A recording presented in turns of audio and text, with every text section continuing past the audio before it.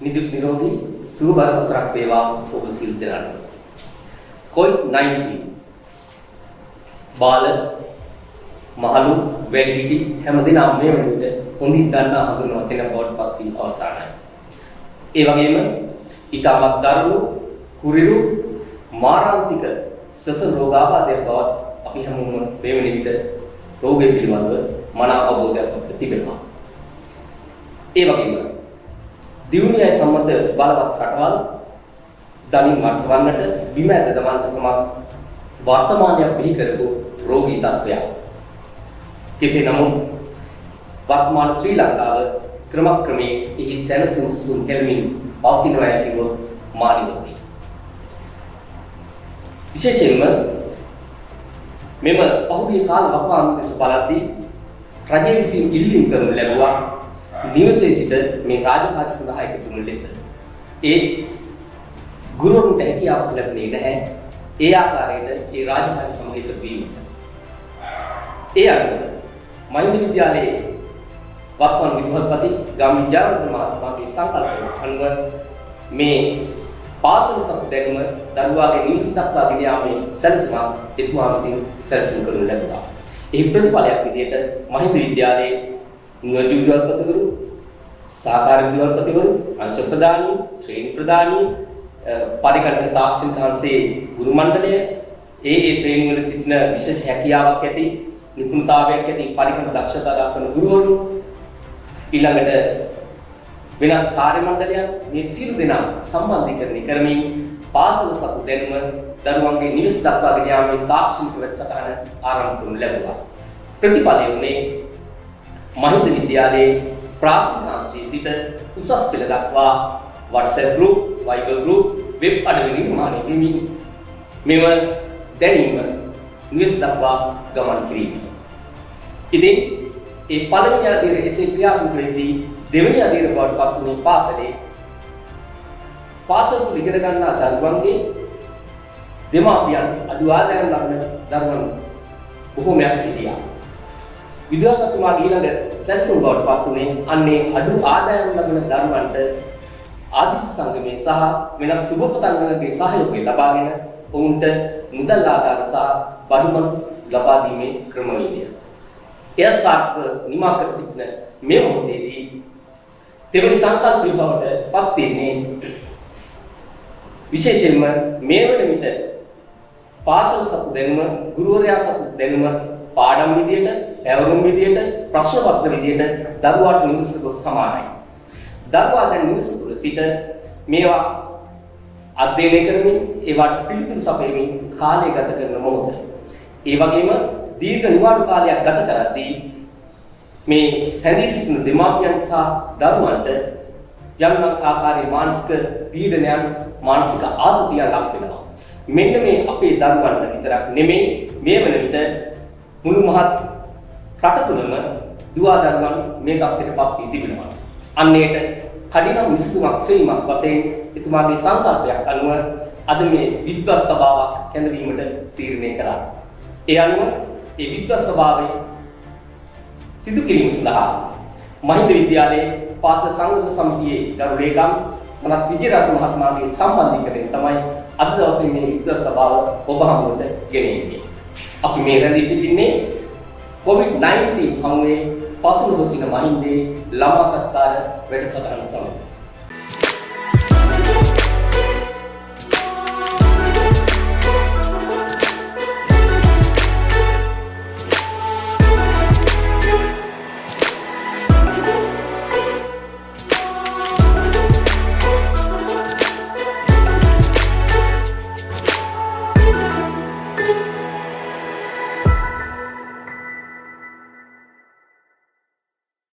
හොඳයි. එhmenan අපි අද මේ විද්වත් සභාවේ කටයුතු ආරම්භ කරමු. අද දවසේ අපි ප්‍රධාන මාතෘකාව බවට පත් වෙන්නේ දීර්ඝ කාලීනව පාසලේ හැර නිවසේ රැඳී සිටින දරුවන්ගේ අධ්‍යාපන කටයුතු සිදු කරගන්නේ කෙසේද? ඒ වගේම දීර්ඝ කාලයක් තිස්සේ නිවසේ රැඳී සිටින දෙමාපියන්ට දරුවන්ට ඇතිවන මානසික ආතතියන් මොනවාද? මානසික පීඩනයන් මොනවාද? අන්න ඒවා අවම කරගන්නේ කෙසේද යන්න කියන එක තමයි අද දවසේ අපි මේ විද්වත් සභාවේ කතා බහට ලක් කරන්නේ. ඒ අනුව විද්වත්තුමාගේ ආරාධනෙන් අද මේ විද්වත් සභාව සමග එකතු වීමට අපි ආරාධනා කරන ලැබුවා. විශේෂයෙන්ම මහින්ද විද්‍යාලයේ ආගමික කටයුතු භාරව කටයුතු කරන ඒ වගේම ආගමික කටයුතු වලදී අර්ථයෙන් ධර්මයෙන් අපට අනුශාසනා කරන මහින්ද විද්‍යාලයේ ආචාර්ය කුමුක් මුල්ලේ සිරිසුමන ස්වාමීන් වහන්සේ අපි নমස්කාර පූර්වක මේ මොහොතේදී පිළිගන්නවා. ඒ වගේම මේ අවස්ථාව සඳහා අපි ආරාධනා කරා ගාල්ල මහමෝදර ශික්ෂණ රෝහලේ වෛද්‍ය ඒ වගේම මනෝවිද්‍යා ප්‍රධාන උපදේශකවරයෙකු වන වෛද්‍ය උදාල ගුණවර්ධන මහත්මයා ඔබතුමා ආයුබෝවන් කියලා මේ අවස්ථාවට පිළිගන්නවා. ඒ වගේම මෙම විද්වත් සභාව සඳහා අපි ආරාධනා කරනු ලැබුවා රුහුණ විශ්වවිද්‍යාලයේ ඉංජිනේරු පීඨයේ ජ්‍යෙෂ්ඨ කථිකාචාර්ය ආචාර්ය චමින්ද කරුණාසේන මහත්මයාට ඔබතුමා ගෞරවයෙන් අපි මේ මුදිලා ආයුබෝවන් කියලා පිළිගන්නවා. විශේෂයෙන්ම ඔබතුමන් මහින්ද විද්‍යාලයේ කීර්තිමත් ආදිශිෂ්‍යෙක් මම ප්‍රධාන මාතෘකාව ඔබතුමාට කියලා පහදා දීමක් සිදු කරා. බලාපොරොත්තු වෙනවා මෙම සාකච්ඡා මණ්ඩපය අධීර 3ක් යටතේ සාකච්ඡා කිරීමට. ඒ පළමුවෙන්ට තමයි නිවසේ රැඳී සිටින දරුවාට මේ පාඩම් වැඩ සඳහා ඉගෙනුම් ක්‍රියාවලිය සඳහා ඒ දරුවා මේ කාලය තුළදී කොහොමද යොමු වී යුත්තේ කියන දේ අපි පළමුව සාකච්ඡා කරන්න බලාපොරොත්තු වෙනවා. ඒ වගේම දෙවන වටේදී අපි බලාපොරොත්තු වෙනවා නිවසේ එම කටයුතු කරමින් සිටින දරුවාට දෙමාපියන්ගෙන් ලැබිය යුතු සහයෝගය මොනෑම ආකාරයේ දිය යුතුද කියන එක. අවසාන වශයෙන් අපි අවසාන අධීරයේදී සාකච්ඡා කරන්න බලාපොරොත්තු වෙනවා මේ නිවස තුළ දීර්ඝ කාලීනව රැඳී සිටින දරුවන් සහ දෙමාපියන්ට ඇතිවන මානසික ආතතියන් මොනවද?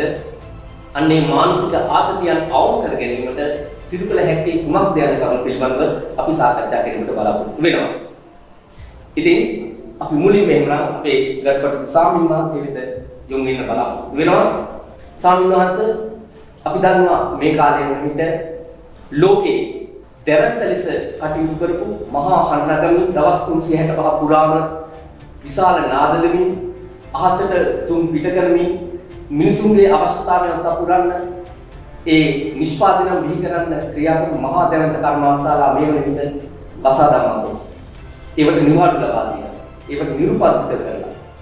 ඒ වගේම අපි දන්නවා කෙලි දෙනින් එහෙම දුර පැන ඇඳපු ඒ පුංචි පාසල් දරුවන් කෙනෙක්ට පාසල් මේ විදිහට වසා දමලා ඒ දරුවෝ ගෙදරට සීමා වෙලා.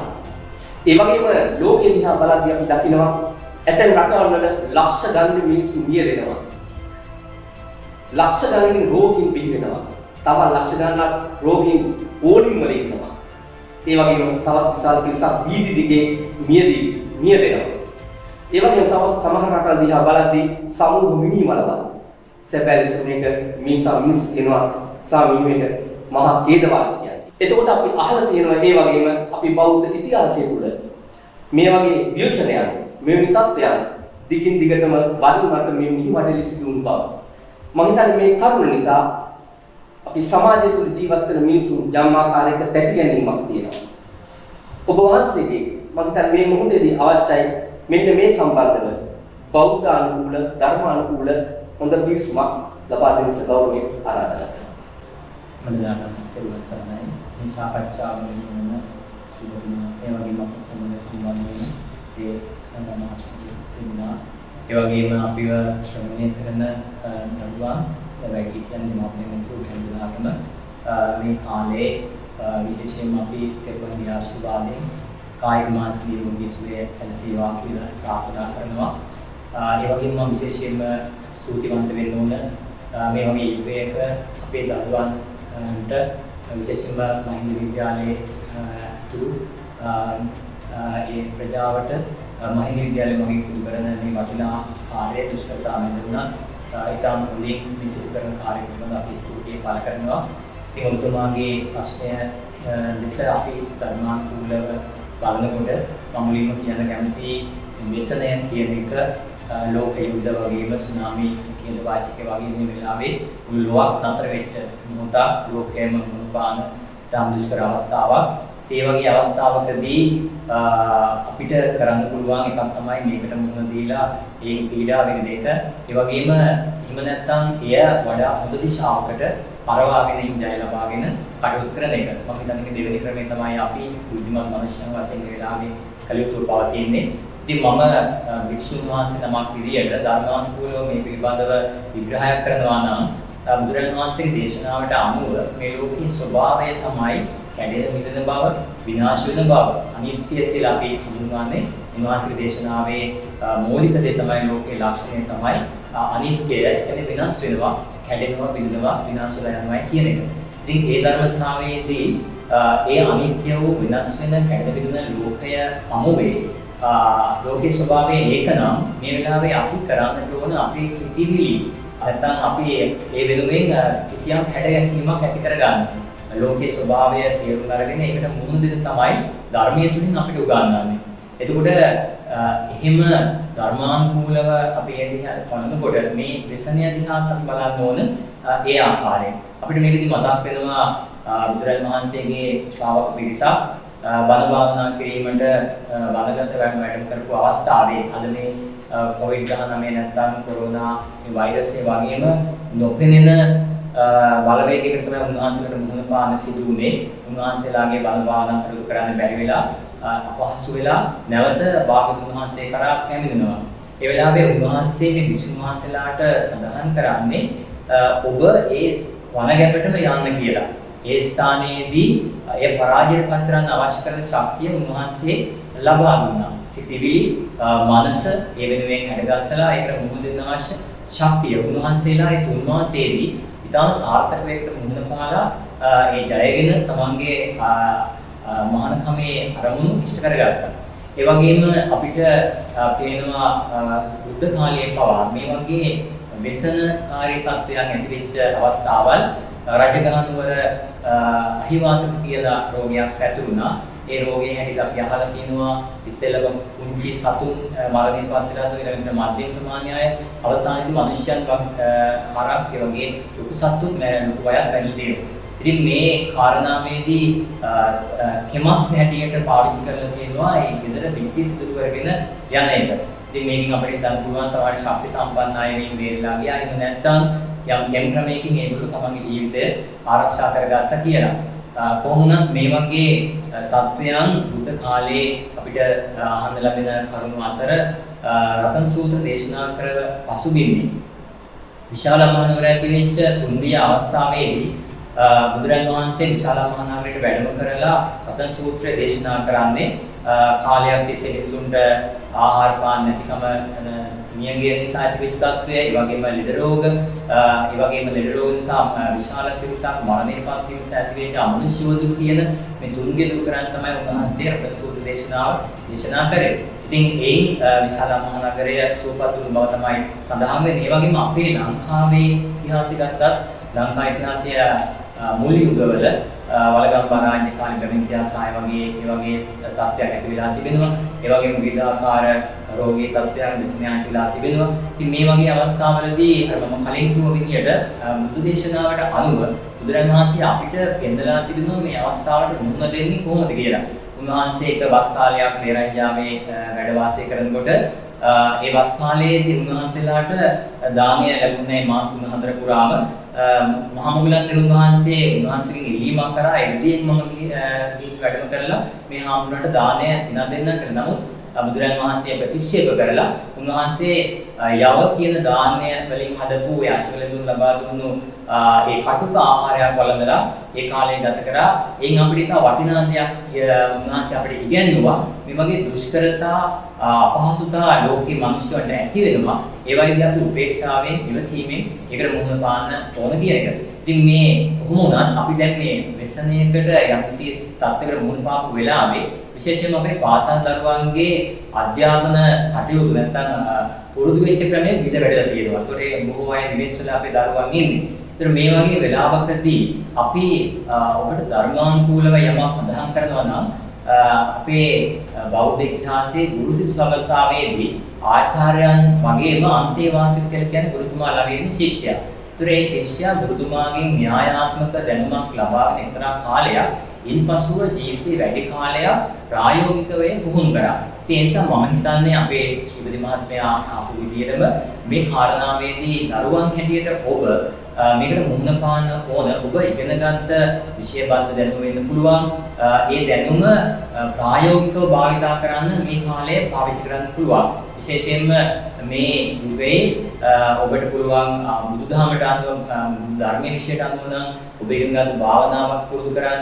ඒ වගේම සිංහල විෂයට සම්බන්ධව නිර්මාණයක් කරන්න, චිත්‍ර ඒ වගේ සෞඛ්‍ය විද්‍යාව ඒ වගේ විෂයට සම්බන්ධ ප්‍රායෝගිකව ඔබට ඉගෙනගත්ත දේ පුහුණු කරන්න හොඳ අවස්ථාවක් සැලසෙනවා. ඒ නිසා අපි විශේෂයෙන්ම සිහිපත් කරනවා අපේ දරුවන්ට සාරාංශ කළ මම මේ සඳහන් කරපු දේවල් ප්‍රකාශ කරොත් ව්‍යසන විපාක කරදර අපේ මුහුණ පාන්න සිදු වෙනවා.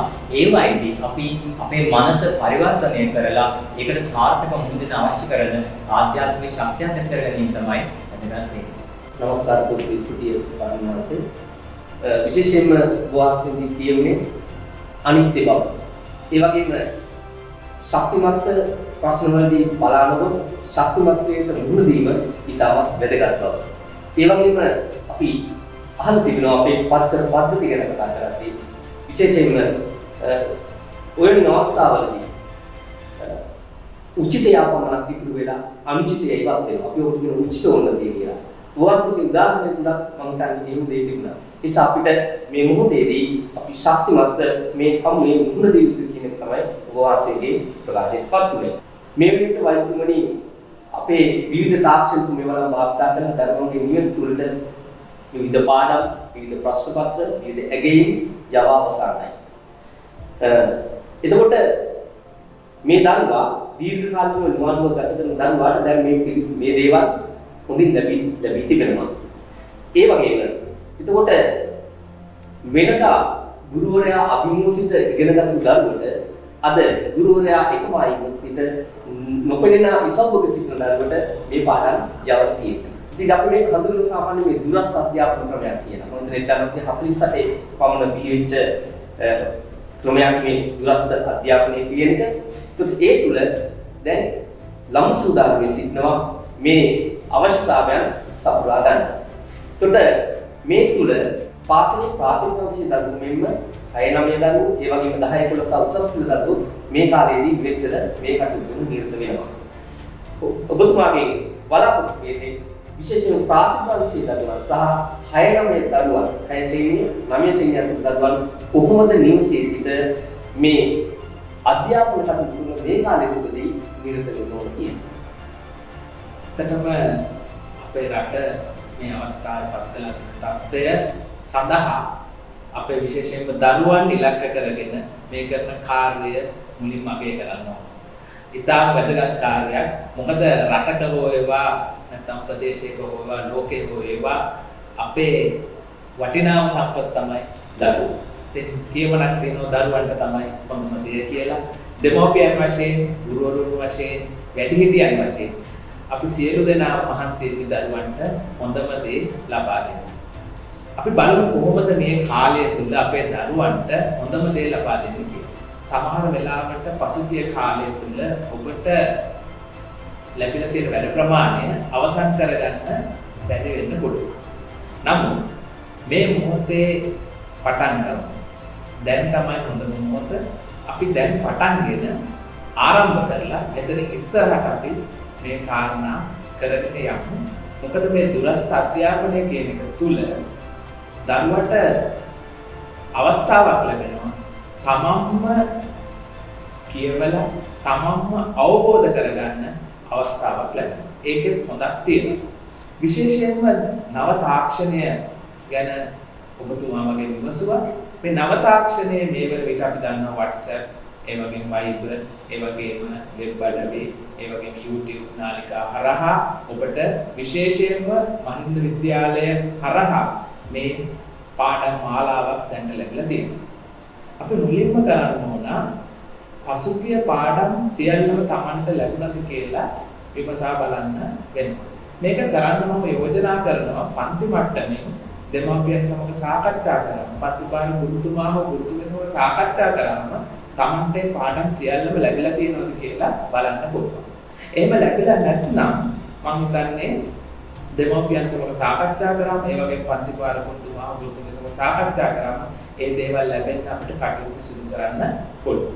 ඊට පස්සේ මේ පාඩම් ලැබුණට පස්සේ දරුවට එක දවසෙන් මේවා කරන්න බෑ. ඒක නිසා මෙතනදී තමයි අපි වැඩපිළිවෙලක් නැත්නම් දෙමව්පියන් විදිහට කිසියම් කාලසටහනක් හදන්න අවශ්‍ය වෙනවා. එතනදී මම යෝජනා කරනවා දැන් අද දිනේ සිට මේ ලැබිලා තියෙන කාලය නිවාඩු කාලයක් වුණාට නිවාඩු කාලයක් ලෙස හිතන්න එපා. සාමාන්‍යයෙන් දරුවා විදුහලට යනවා නම් උදෑසන 7:00 නැත්නම් 7:30ට විදුහලට ඉඳලා ප්‍රාථමික දරුවෙක් නම් 12 නැත්නම් 12:30 වෙනකන් ඉන්නවා. නැත්නම් අනිත් දරුවෙක් නම් 1:00 වගේ කාලය වෙනකන් ඉන්නවා. මම හිතන්නේ අන්නේ උදෑසන කාලය ගෙදර විදුහලක් කරගන්න. ගෙදර පාසලක් කරගන්න. ගෙදර අධ්‍යාපන මධ්‍යස්ථානයක් කරගන්න. අන්නේ කාලය තුල ඒකට අවශ්‍ය වටපිටාව අපි නිර්මාණය කරගන්න පුළුවන්.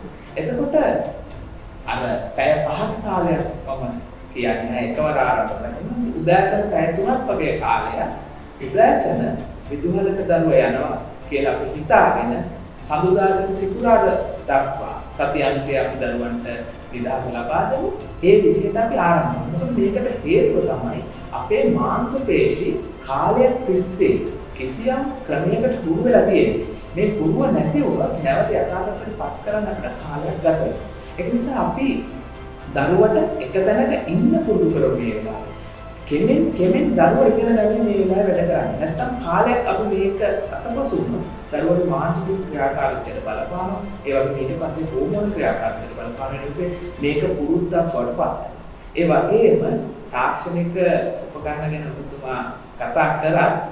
මේ වෙලාවේ ඔබ අවදි වෙන වෙලාව විශේෂයෙන්ම දෙමව්පියන් දරුවන් අවදි වෙන්නේ ගොඩක් වෙලාවට අපේ සමීක්ෂණ දෙකට තේරුණා උදෑසන 8:07 පසුනාට පසු ඒ තත්ත්වය තියාගන්න හොඳ නැහැ. අපි පුළුවන් නම් වෙනදා අවදි වෙන වෙලාවටම අපිට දරුවන් අවදි කරන්න පුරුදු කරන්න පුළුවන් නම් වැඩිහිටියන් විදියට අපිට අවදි වෙන්න පුළුවන් නම් මම හිතන්නේ අපි මේකට ආරම්භයක් ගන්න පුළුවන්. අපි මේ විදිහට අපි මේකට ආරම්භයක් අරගමු. එතනින් පස්සේ අපි ටික ටික මේ දේවල් ජයග්‍රහණය කරා පියමු. බොහොම ස්තුතියි. මම හිතන්නේ විශේෂයෙන් ලබා දෙන්න තියෙන නිවාඩු කාලය පාසල් නිවාඩු කාලයක් නෙමෙයි. මේ පෞද්ගලික සෞඛ්‍ය හේතුන් මත පදනම් කරගෙන දීපු නිවාඩු කාලය. ඒක මොන විදිහකින්වත් අපි මොන අංශයක්වත් පස්සට යන්නේ නැහැ. දරුවාගේ අධ්‍යාපනය නම් ඒ විදිහට වෙන්න ඕන. ඔතුමාත් මේකයි පාසල් වෙලාව තුළ ඉන්න පාසල් වෙලාව තුළ ඒ කාලය අරගෙන ක්‍රියාත්මක වෙන්න. එතකොට අපිට සාමාන්‍ය පරිදි අපේ ජීවිතය ගෙනියන්න පුළුවන් අපිට පාඩුවක් නොවන විදිහට. ඊළඟට මා යොමුන්නේ ආචාර්ය චමින්ද කරුණාසේන මහත්මයාට කතිකාචාර්යතුමනි දැන් මේ වන විට නිවෙස්වල ඇදී සිටින්නේ ප්‍රාථමික දරුවන් උනන කනිෂ්ඨාංශයේ දරුවන් පමණක් නෙමෙයි 10 11 පන්තිවල සහ මෙවර උසස් පෙළ විභාගයට මුහුණ දෙන දරුවන් 2021 2022 මුහුණ දෙන දරුවන් මේ වගේ පිරිසක් දැන් නිවෙස් තුල සිටිනවා. අපිට සමහර වෙලාවට මේ නිවෙස් තුලින් අහන්න ලැබෙනවා අපිට මෙන්න මේ ඕගනික් ටික සම්පූර්ණ නැහැ. අපිට මේ පරිවර්තන විචාරණ බැලුණා. මම මොකද කරන්නේ? ලොකු පීඩනයක් සමහර වෙලාවට දෙමාපියන්ට මේ පීඩනය තියෙනවා. ඉතින් මේ මොහොතකදී දරුවෝ විශේෂයෙන් උසස් පෙළට සම්බන්ධ වෙන දරුවෝ පළවෙනි වර හෝ දෙවෙනි වර සම්බන්ධ වෙන දරුවන්ට විශේෂයෙන් අපි මේ මොහොතේදී ජවක් පහදා දී වෙනවා. නිවසේ සිට මේ කාලෙදී කොහොමද ඔබ පාඩම් වලට සම්බන්ධ වෙන්න ඕන කියලා. ඔබ වැදගත් ප්‍රශ්නයක් ඉවත් අවසරයි සම්මාස.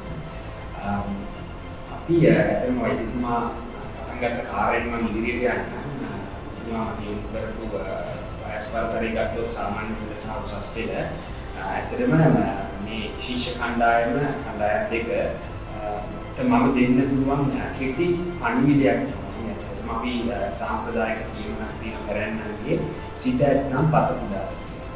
ඉතින් ඔබතුමා මුලින්ම අපි සාකච්ඡා කරා වගේ විවිධ YouTube, WhatsApp, Viber හරහා දැන් මම හිතන්නේ දත්ත සංසර්ගයක් විශාල ප්‍රමාණයක් ඉල්ල තියෙනවා. ඉතින් මූලිකම දේ මම දකින්නේ මේ සියල්ලට අභිබව ශිෂ්‍යයෙක් විදිහට තමන්ට හොඳ හිතක් පහළ වෙනවා නම් මම ඉගෙන ගන්න ඕන, මම දිනු වෙන්න ඕන, මම විභාග ජය ගන්න ඕන, සාර්ථක පුද්ගලයෙක් වෙන්න ඕන කියලා මම හිතන්නේ ඒකමයි සාර්ථකත්වයේ මුල්ම සහ වැදගත්ම පියවර. ඊළඟට මම තවත් උදාහරණකින් ගන්නම්. අපි හිතමු අපේ පැරණි ගොවි මහත්තයෙක් අපි හිතමු තව මාස කීපකින් අපි හිතමු එන යලකන්නේ අස්වැන්න ගන්න ඕනේ නම්, මහ කන්නේ අස්වැන්න ගන්න ඕන නම් ඒ ගොවි මහත්ත දන්නවා එහෙනම් මාස මෙච්චර කාලයක් යනවා මේකේ ඵල දරන්න. එහෙනම් මේ කාලෙදිවත් මම වහුරන්නේ. මේ කාලෙදිවත් මම පොහොර යොදන්නවා. මේ කාලෙදි වහිනවා. මේ කාලෙදි වතුර යොදන්නවා. ගොඩ පිටකම් කොහොමද මේ කාලෙදි වතුර පොහොර යොදන්නවා. ඒ වගේ දැන් සාමාන්‍ය පරීක්ෂයන්ට දෙසැම්බර් මාසයේ හරි සුසු කාලයක වෙනවා උසස් පරීක්ෂයන්ට අපෝසු කාර්ය අපි ලබන වර කරන ශිෂ්‍යයන්ට තව අවුරුදු යම් කාලයක් ඉඳි අර ගොවි මහත්තයෙක් තමන්ගේ වගාව සූදානම් කරගන්න සකර සංවිධානය කරගන්නවා. මම හිතන්නේ මේ ළමයින්ට මූල ඊළඟට කළ යුතු දේ තමන්ගේ හිත ධෛර්යමත් කරගෙන දැන් තමන් තේරුම් ගන්නවා නම් මම ඉගෙන ගන්න වැදගත්කමක් හිතාගෙන ඒකට තමන් පිටුට කියන්නේ අතන පිට කෙනෙක් මත රැඳෙන්න ඕනේ නැහැ. තමන්ගේ උනන්දුව තමන්ගේ ශ්‍රේෂ්ඨයේ තුල තමන් අවබෝධ කරගෙන වැඩ කිරීම. එතකොට එහෙම කරගත්තාම අපි හිතමුකෝ දැන් ඒ දරුවාට පුළුවන් පහසුවෙන්ම හරි මාස මෙච්චර ගානකට මම විභාගයේ යන්න ඕන, මෙච්චර විෂයන් සංඛ්‍යාවක් තියෙනවා, එහෙනම් මෙච්චර පාඩම් සංඛ්‍යාවක් මම බලන්න ඕන, මට ඉතුරුලා තියෙන දවස් මෙච්චර සංඛ්‍යාවක්, ඒකෙන් මෙච්චර සංඛ්‍යාවක් තව වැඩවල දෙනවා, මෙච්චර සංඛ්‍යාවක් තව ඉස්කෝලේ පටන් ගත්තාම මෙහෙම වෙන්නේ. එහෙනම් අපි මං හිතන්නේ ඔබතුමාර අපි මුලින් පටන් ගත්තා වගේ කොරෝනා COVID-19 කියන්නේ අපේ මුළු ලෝකෙටම අලුත් අත්දැකීමක් ගෙන දුන්නා. කොහොමද අපි සාම්ප්‍රදායික ක්‍රමවේද වලින් බැහැරව කොහොමද අපි මේ අභියෝගේ ජයගත්තේ? රටක් විදිහේ ජාතියක් විදිහදී අපේ ශිෂ්‍ය පරම්පරාවත් තනියම අපිට පුළුවන් මෙතෙක් කල්ලි අපි කියන ශිෂ්‍යයෙක් සමහර විට එච්චර ඉගෙන හිතන්නේ නැතුව ඒ තමන්ගේ අධ්‍යාපනය අනාගතේ තියෙනවා. නමුත් මේක හිතන්න හොඳ අවස්ථාවක්. ඉතින් එහෙම හිතලා එතකොට දැන් වෛද්‍යතුමාත් මම හිතන්නේ පටන් ගන්නවා ප්‍රකාශ කරා කොහොමද දින කාලසටහනක් හදාගන්නේ මූලිකව කුඩා ළමයි. නමුත් මම හිතන්නේ මට මතකයි අර මමත් මහින්දේ ඉගෙන ගන්න කාලේ සාමාන්‍යයෙන් 8-9 වසරවල මට මතකයි ඒ ඉන්නකොට මම සාමාන්‍ය 7 වසර විතර වෙද්දී මම මතක හැටියට සාමාන්‍ය ශිෂ්‍යයෙක් සාමාන්‍ය මධ්‍යම ප්‍රමාණයේ ප්‍රතිඵල දක්වපු ශිෂ්‍යයෙක්. නමුත් මට මතකයි එක කාලෙක මටම හිතුණා මේ ඇයි මේ ඉගෙන ගන්න ඕන මේකේ ප්‍රයෝජනයක් තියෙනවා මේක මම මහන්සි වෙන්න ඕන නේද කියලා මටම හැඟුණා.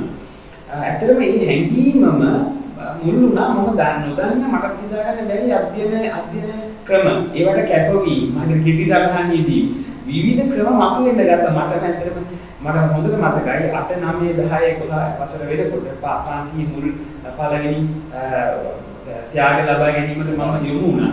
මම හිතන්නේ උසස් පෙළ වුණත් ඒ උනන්දුවෙන් වැඩ කරා මුල්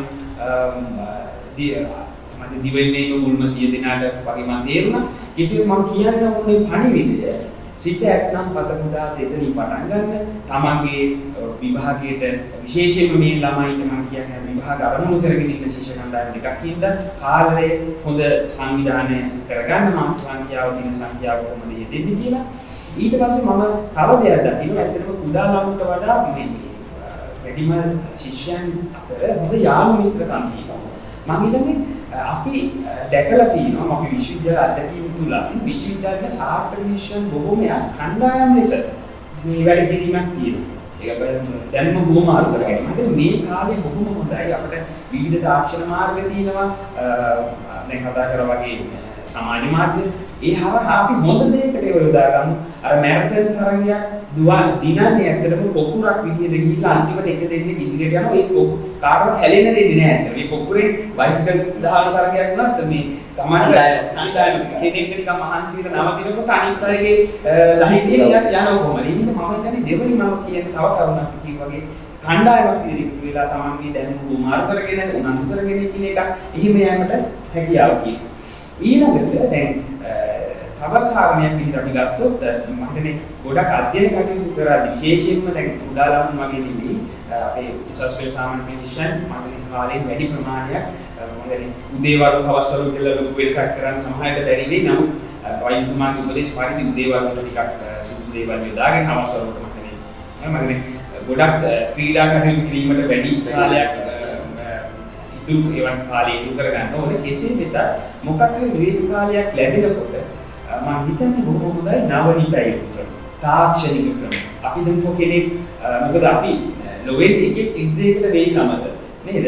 එතකොට එහෙනම් අපි විභාග කටයුතු කොහොමද සිදු කරන්න ඕනේ අනිවාර්යයෙන්. කෙසේ වෙතත් විවේක කාලය තමන් සංගීතයේ දක්ෂ නම් නව විද්‍යාවට, තාක්ෂණයට, ඉලෙක්ට්‍රොනික අංශවලට මොකද අපි දකිනවා විශ්වවිද්‍යාල ශිෂ්‍යයන් තුල අර ඉහළම මට්ටමේ ඉගෙන ගන්න පළමු පෙළ සාමාන්‍ය දාන ශිෂ්‍යයන්ගේ බහුතරය ඒගොල්ලෝ මුගක් මේ අතපයේ මේ කුසලතා හැකියාව තියෙනවා. ඒගොල්ලෝ ඉගෙන ගන්න දේ යොදනවා. ඉතින් මම දැන් මේ උසස් පෙළ සාමාන්‍ය ශිෂ්‍යයන්ට විශේෂයෙන්ම අපි දැක්ක පොත් කාලේ මේ කොවිඩ් වසංගතයේ හම්බුවේ අපේ පාසල් ශිෂ්‍යයන් බොහොම විවිධ කරා. ඉතින් මම විශ්වවිද්‍යාල මට්ටමින් දැන් කෙරෙගෙන යනවා. ඉතින් රටක් විදියට අපි ඉදිරියට යන්න ඕන නවනිපේ වලට අපිට අපිට යොදවන්න පුළුවන් මේ කාලේ. ඉතින් තාක්ෂණික ගැටලු සමහර වෙලාවට අපේ ළමයින්ට තියෙන්න පුළුවන්. නමුත් මම ළඟදී බැලුවා නිවුස් නවසීලන්තයේ පාසල් පද්ධතිය අපි හිතනවා නවසීලන්තය කියන්නේ ගොඩක් දියුණු රටක් ඔක්කොම තියෙනවා පහසුකම් ඇති කියලා. නමුත් ඒ රටෙත් ඇත්තටම සමහර විද්‍යාලවලට පරිගණක පහසුකම් නැහැ, ගෙවල් වල ළමයින්ට අන්තර්ජාල පහසුකම් නැහැ. ඉතින් ඒ රටත් කොහොම හරි මේ දුරස්ථ අධ්‍යාපනය කරගෙන යාමට ආරම්භ කළා. මම අපේ රට ඒ සාපේක්ෂව කරලා අපි මුල ස්ථානෙක මම හිතන්නේ මේ ටික මූලිකව අපි සකසා ගත්තොත් ළමයින්ට විශේෂයෙන් උසස් පෙළ සාමාන්‍ය පෙළ ශිෂ්‍යයන්ට තමන්ට අද ඉඳන් අර විදිහට ප්ලෑන් කරගෙන පටන් ගන්න පටන් අරගෙන හැමෝම එකතු වෙලා ඉදිරියට කරගෙන යන්න පුළුවන්. අවසානයේදී මම එකතු කරනවා ඇත්තටම ඔබ තව වසරකින් දෙකකින් තුනකින් තමාගේ අනාගතය තීරණය කරන දරු පිරිසක්. ඒ හින්දා අපි බලාපොරොත්තු වෙන විශ්වවිද්‍යාල ශිෂ්‍යයෙක් වෙන්න පුළුවන්. ඔබ ස්වාධීනව තමන්ගේ ව්‍යාපාරයක් පස්සේ කාලයක් කරන්න පුළුවන්. ඒ ඕනම දෙයකදී ස්වාධීනත්වය තනියම නැගී සිටීම මේ වගේ දුර්භාග්‍ය අවස්ථාවකදී කඩා නොවැටීම සමහර පෞද්ගලික ප්‍රශ්න තියෙන පුළුවන්. ඒ කිසි දෙයක් අමතක නොකර දරාගෙන නැගිටීමත් මම හිතන්නේ එක කුසලතාවයක්. ඒක අධ්‍යාපනයකට ප්‍රයෝජනවත් වෙයි. තමන්ගේ පෞද්ගලික ජීවිතය තුළින් මම හිතන්නේ මේ සියලු කරුණු වලින් කීපයක් ඔබ උකහා ගන්නවා නම් මම හිතන්නේ උගේ අනාගතයට ප්‍රයෝජනවත් වෙයි කියලා. බොහොම ස්තුතියි අතිගාචාර්යතුමනි. මම හිතන්නේ මේ මොහොතේදී එතුමාගේ ප්‍රකාශ වුණේ කවුරු හරි මේ වෙන විට වැඩ පටන් ගෙන නැත්නම් ඔන්න දැන් වැඩ පටන් ගන්න. නතර කරන තැනක් තියෙනවා නම් එතනින් පටන් ගන්න. ඒ වගේම මේ මොහොතේදී මේ වයසේ මේ ළමයි කණ්ඩායම අතර තියෙන ප්‍රධාන දේ තමයි මිතුරු සම්බන්ධතාව. මේ මිතුරු සම්බන්ධතාව හොඳ යහපත් දෙයකට යොදා ගන්න. තමන්ගේ පාඩම් පුහුණු කරගන්න, ඊළඟට බැරි දේවල් අහගන්න. මේ වගේ මේ තියෙන තාක්ෂණික මේවලම් වාර්තා කරලා ඔබට පුළුවන් ඔබේ අනිවාර්යතාවක් හදාගෙන මේ කොරෝනාව වාසනාවක් කරගෙන ඉස්සරහට ගමන් කරන්න. හොඳයි. එහෙනම් අපි මේ මොහොතේ රැඳී සිටින්නේ COVID-19 හමුවේ පසුබසින මහින්දේ ළමා සත්කාරක වැඩසටහන.